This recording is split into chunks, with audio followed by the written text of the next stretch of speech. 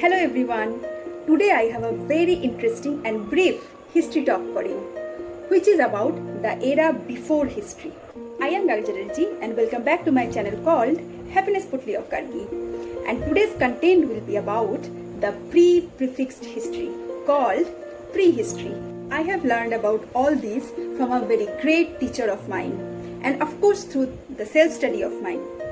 I wish to share all this content with you through the small and very interesting video clips. But I prefer to use unconventional and interesting methods to share those knowledge or those interesting content with you. Hope you will enjoy it. Then be ready for the time travel straight to prehistory. First of all, do you know that exactly when the historical era started? It was around 5,000 years ago, when the first written records came in front of us from the different parts of the globe, like Egyptian, Mesopotamian, Indus Saraswati civilizations, etc. The historical era started from that time. But what happened before that time? Initially, people don't believe that anything or event could be possible before historical era. That concept was beyond of their imagination. However, some interesting events started happening one after another, which compelled the people to believe that something was there before history. What are those events? Let's see.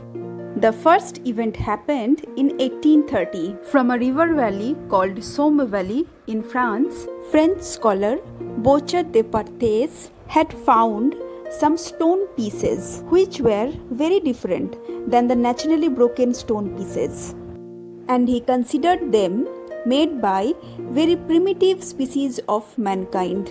Subsequently, in 1836, C.J. Thomson, the head of antiquarian collections of National Museum of Denmark, got a responsibility of an exhibition. After thinking a lot, Thomson decided to exhibit the collections according to the material, such as stone, bronze, iron. And later, he proposed a hypothetical chronology called three-age system, including Stone Age, Bronze Age, and Iron Age.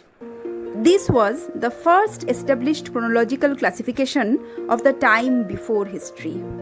Then, in 1851, by this time, such man-made stone tools were found from different parts of Europe. Daniel Wilson wrote a book called The Archaeology and Prehistoric Annals of Scotland, where he had used the word prehistory for the first time. I will share the link for this famous book in the description. And this word, prehistory, spreaded fire-like controversy in Europe. A group of people strictly opposed it, and another group of people started translating this word in different languages. And during this time of turmoil, in 1856, from a cave near Dusseldorf at Neanderthal Valley, Germany, the first skull cap of early man had been discovered. It was of the famous species called Homo neanderthalensis.